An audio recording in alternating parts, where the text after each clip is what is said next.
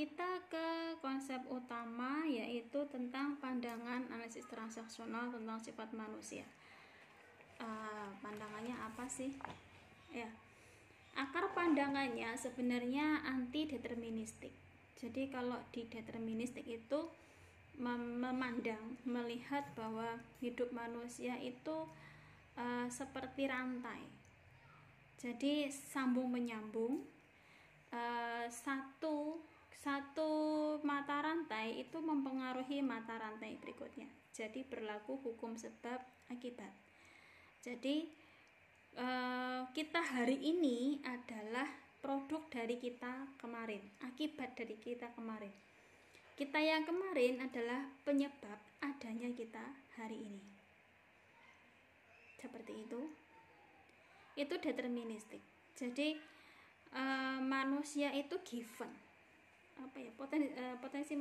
Keadaan manusia itu given. Dan manusia selalu berada dalam situasi atau kondisi yang terkontrol oleh pihak lain. Seperti itu. Jadi kalau anti deterministik itu berarti bagaimana? Anti deterministik lebih melihatnya adanya manusia itu memiliki kehendak bebas. Manusia itu memiliki kehendak bebas atau free will. Tetapi di antara kehendak bebasnya itu manusia dia punya hal-hal yang pasti, ya, ada hal-hal yang ditentukan oleh pilihan putusan. Artinya begini.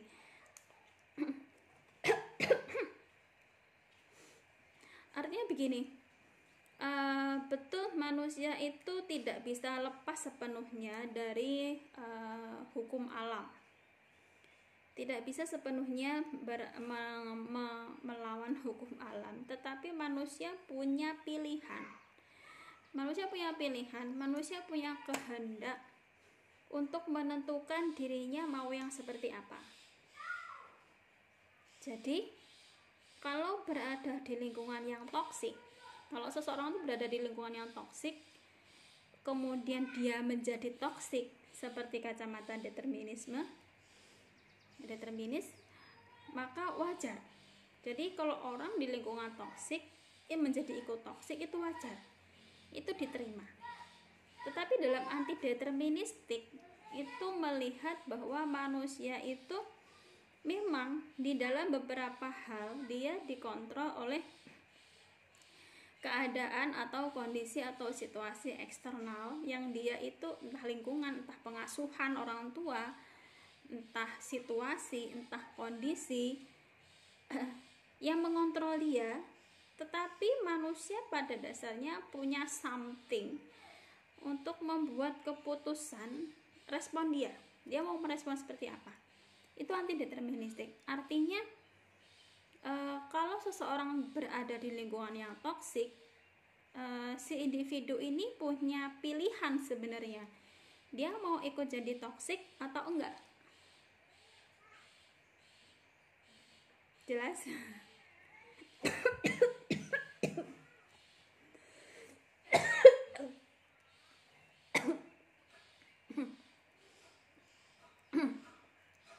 Jadi kalau manusia itu berada di lingkungan yang toksik, yang bersangkutan sebetulnya punya pilihan. Dia mau ikutan jadi toksik atau enggak. Kayaknya ada yang ketelan ke saya. Jadi manusia itu punya pilihan, dan pilihan itu keputusan dia, dan akhirnya nanti dia sendiri akan bertanggung jawab terhadap keputusan itu. Jadi kalau saya jadi kita disediain banyak minuman, ada pilihan, ada jus jeruk, ada mungkin sirup jeruk, sirup melon, dan sebagainya.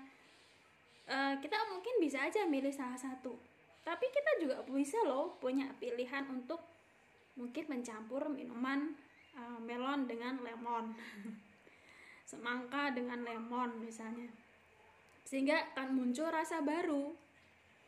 Jadi anti deterministik itu melihat bahwa sekalipun manusia itu berada dikontrol oleh hukum alam, yang tidak bisa dikontrol, ya. Tetapi manusia punya pilihan bagaimana dia mau merespon. Sebenarnya itu. Jadi antideterministik itu akhirnya mengubah akibat. Sebabnya mungkin nggak bisa diubah, tapi akibatnya bisa diubah. Jadi berada di lingkungan yang toksik tidak harus membuat seseorang itu menjadi ikutan toksik. Itu seperti kita ikan ya, ikan di lautan. Lautan itu kan asin, tetapi ikan tidak membuat diri mereka menjadi asin gitu loh. Kalau kita dapat ikan asin kan karena ikannya diasinkan, memang digarami supaya awet. Karena salah satu teknik untuk mengawetkan ikan adalah dengan menggarami. Jadi kalau kita ketemu ikan asin bukan karena ikannya dari lautnya sudah asin, enggak. Seperti itu ya.